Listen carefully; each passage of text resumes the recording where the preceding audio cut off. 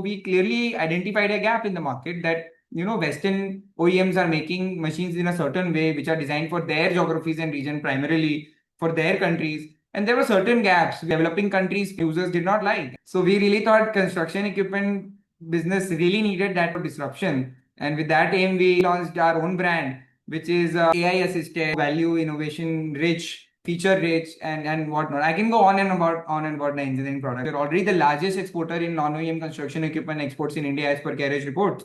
But our vision is very much to become the top player in a segment globally, to become the world's single stop and largest destination for trusted used and new equipment supply. Our business of waste to wealth by turning used refurbished machines into active and like bad dismantled or scrap machines into used and refurbished machines ready for use, and contributing towards the circular economy of RRR, refurbish, reuse, recycle. We are adding immense value to India and Indians.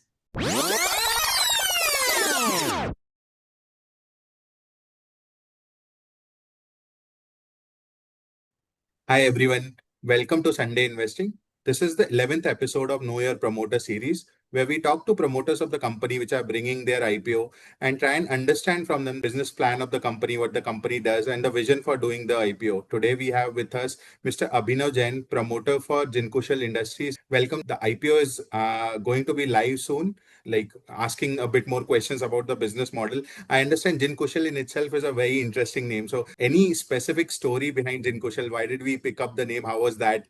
How did Jinkushal come into picture per se? I'm Abhinav Jain, promoter from Jinkushal Industries. The answer to that question would be Jinkushal Industries was named after one of our gods in Jainism. So we belong to the Marwar region near the Jodhpur district. So Jinkushal was one of our saints, maybe 1,000 years ago, and that's it. Perfect. That's a great way to start the show, sir. Thank you so much for explaining the vision behind the name. So, having said that, can you also explain to us what the company does right now? And I'm sure, like, it looks like you are a second generation entrepreneur. So, how was the company started? When did you join the business? And just talk to us a bit about the business plan of the company. All right, so I'm actually a third generation entrepreneur. My Dadaji started doing mining and construction, contracting, leasing, etc. in south of Chhattisgarh. He used to do mining for Bhilai Steel Plant in south of Chhattisgarh. Earlier it was MP. And now, from a Raipur-based family business, we have turned into a three-star export house, largest exporter of non-OEM construction equipment in our category, and a global multinational company with three offices one in India, Raipur, of course, the second one in Dubai, and the third one in Kissimmee, US, Florida. So we're in the niche business of exports of used, refurbished, new, customized, and own brand sales of construction machines. We sell in more than 30 plus countries all across the world. So that's pretty much what we do. Over to you, Tanmay, for your questions. So can you please explain the business model, that what kind of equipments do we have in our kitty, and how is our business? It's export driven business or it's a domestic kind of a business? So it's a double faceted business, I would say. First of all, the three business verticals that we have, or let's say the horizontals, I'll let you know about that. So we buy used construction machines from all across India or the world. These are construction machines by either large contractors or else small business owners who have single machines or double machines or single machine operators. At the end of the life cycle of any project, when they are done and the machines are used, worn out, or have some repairs, or maybe the machine underwent some accident, or maybe just for cash flow purposes, or liquidating and realizing profits from the assets that they have in the balance sheets. If any individual or companies or corporates want to sell their machines, we are the ones providing solutions to them and buying their machines, refurbishing them, repairing them, making them to global quality standards, and then exporting them worldwide in across 30 countries. So that's one horizontal of our business model. The other one is we buy new construction equipment of other OEMs from third-party vendors or the OEM dealers, etc. And then we simply customize them, maybe add some value like value addition like hydraulic piper kit, hydraulic piping kit, maybe some special kind of buckets, some other attachments, AC, cabin, etc. And then we export them to our buyers across the world who have specific requirements for these specific specifications or value additions on the machines or accessorization on the machines, and then again we export them all across. And recently we have launched our own brand So remember, we as I told you, we are a third generation. I'm a third generation entrepreneur, and my Dadaji around 50 years ago started the business. So in our entire family, my Dadaji's brothers, his cousins, my Papa's brothers, his cousins, and my cousins all are in the field of mining and construction equipment. So I'm a mechanical engineer. My father's a mechanical engineer. तो थोड़ा हमारे खून में थोड़ा सा आ गया, कि repairing machines, how to deal with them, all this automotive side of things. So we had a very good understanding about the pain point of customers, how, because we have been sitting on the other side of the table for a long time. So we know what happens in the machine, what gets damaged, what is a recurring problem. So we understood these pain points, used our engineering passion, turned these pain points into engineering solutions, and launched our own brand by the name of Hexel. And we now exporting Hexel machines in the category of backhoe loaders. It's recently started, but it's getting good customer feedback, and this is what we've been doing in our business verticals. So there are two sub questions to on this front. Okay, first is, do our company do the refurbishment on our own, or do we have some outsourced vendors for it? And second would be the finished products or the refurbished equipments. Let's say there's an export in X country. So do we supply it to the government or the private players in that country, or some other means where the equipments are required? Sure. So refurbishment is done primarily in our. So it varies, right? If a car has just a headlight broken, or the car is total and totally crashed, so it will depend on the degree of refurbishment needed. If it's a higher degree of refurbishment, we have a hub and spoke model. We get it in our 30,000 square feet facility in Raipur, Chhattisgarh. And if it's a smaller repair job or something else, we just, it's easier to send people in car, bus, train, or flight rather than get a very heavy machine on a very heavy trailer and move it across India. So we send our people over there, they repair it, and sometimes we have vendors who can act like contract refurbishment vendors, or just contractors who will just repair the machines on site. And we, from our hub, basically we supply the spare parts, or an engineer, technician, etc., who goes over there, supervises everything, and the other people we hire labor. And the second part of your question, we are a primarily B2B company. We supply to B2B players who are wholesalers, importers, first of all, in their own country, and who are existingly in the same business. They are not the end users or the government or anything else. They are just importers who have been doing this job for a very long time. In India, we have exclusive dealership concepts where a Maruti dealer will only sell Maruti. But overseas, there's a concept of multi-brand showroom. So one dealer can sell multi-brand things. So it works that way over there, and similarly in our business as well. And maybe like used machine dealers are pretty much everywhere. Many companies that we are dealing with are more than 50 years old. It's a widely developed ecosystem overseas for this business. So I was going through your RHP that I saw that your Mexico as a country contributes to 70% of your revenues. So how comfortable you are as a company with this number, and any plans to deleverage this geographical concentration? So, on the contrary, we have actually started increasing our revenue to Mexico because of the fact that in 2023 we were at 30% revenue share to Mexico. And in 2025, we have grown to all the way to 70-75% in Mexico. And the simple reason is Mexico is basically 12 hours away if you just pick up your phone. आज यहाँ पे रात है तो वहाँ दिन है. If you pick up a phone to talk, if you want to go there by flight, it will take 30 hours. If you want to ship a machine on special vehicles, special vessels, and these are the big machines that we are talking about. So it takes about 60 to 90 days to deliver the machines over there. So it's a very heavy working capital business and takes a lot of time for delivery, which in turn results in higher PAT margins. Because any business has simple fundamental rule. If you invest your capital for more amount of time, you will get more returns on them. That's how any business and economy works. So Mexico is a top 10 economy in the world. First of all, it's more than a $1 trillion GDP size economy. It is a growing economy. Of course, nothing is like our good India, where we have 6-7% of GDP growth. But it is still reasonably well amongst rest of the world, I would say Mexico. And it's a populous country, developing country. Growth is enormous over there. It's a very big mining country. Copper, gold, oil, whatnot reserves are there. Lot of trains, roads, railways are being constructed over there. All this results in demand of machines.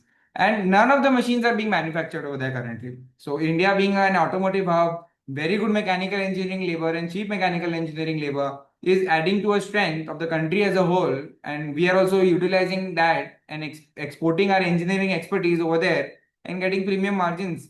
So this strategy has reaped benefit that even at a similar turnover, we are getting higher PAT margins and PAT profit margins. And being Marwadis and family, we just care about PAT. Ultimately, घर में पैसा कितना आ रहा है वो देखना है, right? So Mexico is a good strategic call in our sense for now. Got it. So you're close to 95% revenues are coming from exports. So how do you deal with the forex volatility, and do you have any kind of hedging policies in the contracts, or how do you de-risk yourselves from the currency volatility? Well, exactly. We have hedging policy in place. We have hedging advisors like forex currency strategic advisors, and according to that, we have banking channels through which we hedge our receivables and payables in foreign currencies. That's exactly how we do it.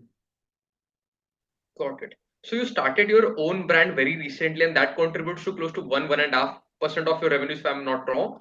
So, can you explain more on that front, and what kind of contribution or endeavor the management has in, like, let's say 2 years or 3 years forward from you?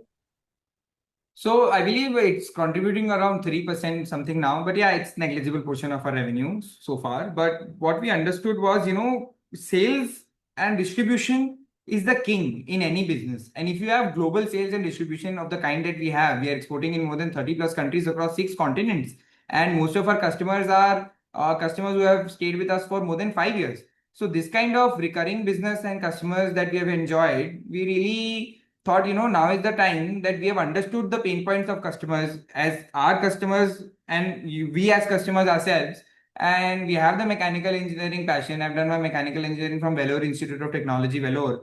So we had a concept that, we are pretty much there with the global peers in mechanical engineering, whether it be American, European, any other country, British, etc. So we didn't think Indians or anyone else are any less than anyone. So we clearly identified a gap in the market that Western OEMs are making machines in a certain way which are designed for their geographies and region, primarily for their countries. And there were certain gaps which, developing countries, people or users did not like. And in out of the 200 countries of the world, maybe 20 or 30 are developed. The rest of the 170 countries are still developing. They have a certain population, demographic, etc., education awareness level. So people were not primarily targeting and making machines for these countries and these kind of customer base. So we understood that and we thought that there's a big demand, and even at the price point difference, we simply thought, like some of the biggest car companies were disrupted by new, I would not like to take names, but they were disrupted by new age businesses and new car companies, and they disrupted or crowded automotive market, in the top two economies in the world, I would say. So we really thought construction equipment business really needed that kind of disruption. And with that aim, we really launched our own brand, which is super. So the subtitle of the brand itself is Hexel 420X Super Backhoe, and it is AI assisted operator. Very friendly operator comfort is placed at the forefront, and it is value innovation rich. It is feature rich and whatnot. I can go on and about the engineering product, but that's where I would like to end it about it. Got it. Our company's top line growth has been very impressive from FY23 to 25, which has been close to 28% CAGR. But our EBITDA margins in FY25 have seen some fall from 11.6% to 7.5%. So there are two questions here. What has led to this margin contraction, and what are sustainable margins in future?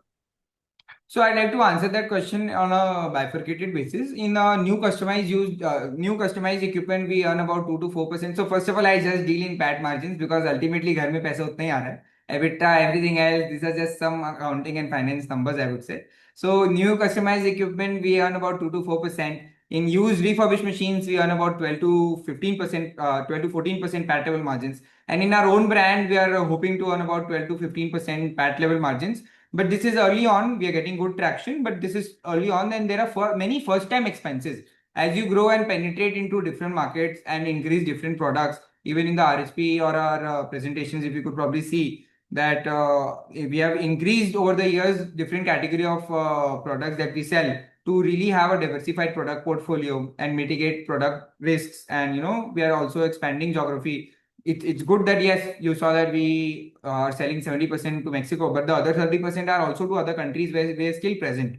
So all these factors and our really, our vision and aim to become a global company. We're already the largest exporter in non-OEM construction equipment exports in India as per carriage reports. But our vision is very much to become, the top player in a segment globally, to, become the world's single stop and largest destination for trusted used and new equipment supply. For that, we need to be present everywhere. We have to choose destinations with higher margins. We have to choose destinations with lower margin. We have to choose destinations with higher profit, and products with high profit and lower profit, and we have mixed that, try to be present in that, and that's probably a result of the margin levels that you're probably seeing. But on an absolute basis, we have always grown in both turnover basis and PAT level basis. Got it. So what would be Jinkushal's rough market share in into India? And I saw that in the industry report that our industry is growing at roughly 6% CAGR. But can you let me know what is the market growth for the refurbishment equipments? So the global used equipment refurbished, as per carriage reports, the global used equipment size is $132 billion. That's let me give you a pause for understanding that figure. It's 10 lakh crores already in 2024, and it is supposed to go to 1670 lakhs crore, which is $177 billion in 2029, and that's what's going with 6.0% CAGR. So that's an impressive number, and if someone is missing this estimate by even here and there, we are a very small part of the puzzle and very small drop in the ocean of this. So very big headroom for us to grow, and this is just about used construction equipment, because an interesting fact is new machines can be sold once.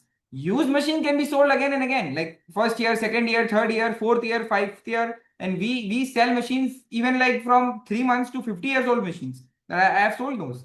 So it is a very big market, and going forth, I think from March 2018 at 10 crores to March 2025 at 380 crores, we have grown 38 times in turnover basis in the last 6-7 years. And if we are able to replicate a fraction of this growth going forward, I think we'll be happy, and we would have probably done a good job. Thanks for answering. Sir, are we looking to enter some newer segments going ahead, be in terms of new equipments or allied business verticals or any kind of new geographies in future? Well, we definitely want to add more and more geographies and product in the field of construction equipment. Yes, we'll try to add. We are already pretty much diversified, having our hands in pretty much all categories of construction equipment.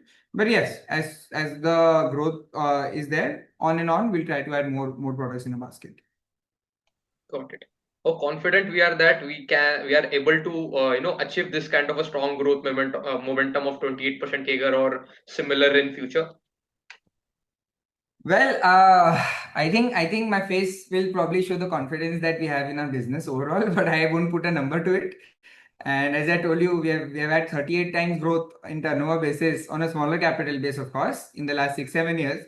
But even a fraction of that growth level in the next 4-5 years, I think will really be good, and we are definitely working towards it. Just wanted to ask that since our company is raising, a good amount of working capital, so can we expect that the contribution of India as a market for you in terms of revenues should at least shoot up to, high single digit? It feels a bit on a, bad part that a good company having good capabilities in India is having like 95, 97% exports, globally. So can we hope Indian wallet share in terms of revenues to increase from here? So, very interesting question, Tanmay ji. I will try to give some insights on this. Actually, exports is promoted by the government of India a lot for one reason, because on the contrary, when we export something, anything, right, we are actually getting income and money into the country which was not present earlier, and in terms of foreign exchange reserves, which will add to the strength and the backbone of the economy. And essentially, what we are doing is we are buying and providing solutions to Indians, because earlier with the machines which were getting scrapped or getting cut and melted, now we are refurbishing them completely, exporting it to the global markets, providing jobs in India, and providing additional incomes in India, and all that is not coming from another Indian's wallet. This is coming from foreign countries' wallet, adding to overall economy and the wallet in Indians. On the contrary, if I just sell something in India, it will be just transfer of money from one Indian to another. So on the contrary, what we are currently doing is transfer of money from foreign countries to Indians. So I think you might now agree that our business of waste to wealth by turning used refurbished machines into active and like bad dismantled or scrap machines into used and refurbished machines ready for use and contributing towards the circular economy of RRR, refurbish, reuse, recycle. We are adding immense value to India and Indians. Thank you for answering that. Thank you, Abhinavji, for this. One question, maybe as a follow-up, was you since you mentioned that most of it is exports, can you explain to us who sells used OEMs in India right now?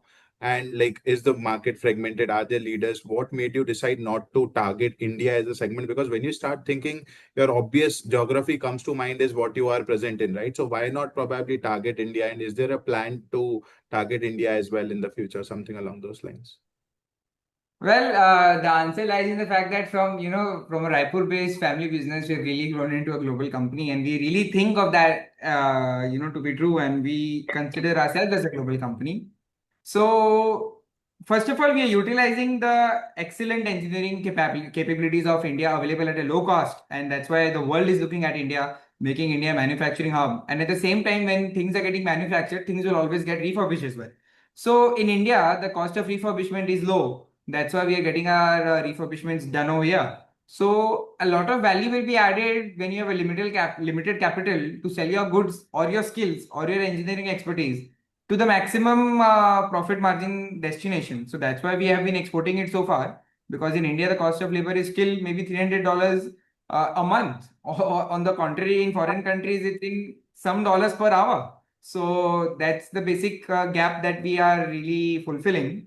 So currently, we are really focused on export markets, and unless and until we get saturated over there, we really don't think there is a need to focus on other countries. But India is one of the countries in our kitty, and when we grow good enough and we have the bandwidth, we'll definitely focus in India as well. Understood. Is there any player in who's trying to replicate what you're doing, probably for India or something along those lines? Or is there any organized player who's also exporting, like who will probably your competition be? So we don't have a exact apple to apple comparison in all the three verticals that we do, but individually there are some comparatives of each of our verticals. In our own brand of Excel, there is Bull Machines, which is an unlisted player, or any other branded machine player that you can see who have launched their own product and they're selling. Bull Machines is doing very good. It's also mentioned in our industry report, I believe. And on the other front, I would say used and refurbishment. There's really no one doing what we are doing. We have a overall 6.9% market share in the exports of non-OEM construction equipment. We are the market leaders in that. And there's a lot of it's a fragmented industry. There are other smaller players doing it, but not so much. In new customized machines, there's this SME platform listed player called Vision Infra. They're heavily focused on rentals, though most of their PAT and revenue comes from rentals, but they derive some of their top line from exports of new machines as well. So you can compare them. Understood. So from what I'm seeing, it's a 116 CR raise. Can you help us explain the objects for the issue once for the viewers? Sure. So out of the 116 CR, about 11 crores is OFS, I would say. And more than 90% or primarily the object of the issue is being book building issue, and 105 or some odd crores are being raised in the company. So out of that, about 72 odd crores, something like that, is for working capital. The other thing is for GCP. So that's primarily the object of the issue. It's a working capital heavy business. And as much as more working capital that we get in the business, we're going to grow more and more. So that's what really we are doing. Understood. That's very helpful. Maybe one last question before I let you go. Is there any potential message that you would want to leave your investors at this round with? Anything that you would want to give them as passing message while we try and wrap this up? Sure. So the only thing I would like to say is so far with the support of our team, our stakeholders in every aspects, I would say we have grown till here. We have become the largest non-OEM exporters of construction machines in India. And I would say that with the support of our investors, we really aim to become the world's largest player in this segment and make our country proud as well. And definitely make our investors proud as well. Thank you so much, Abhinav ji. Thank you so much, Sumit ji, for talking to us. It was a pleasure having you on the show. All the best for your IPO. Just to reiterate, the IPO for Jinkushal Industries is open from 25th of September to 29th of September. You can go through the RHP and form your own opinion and basis that take a decision. Thank you, guys.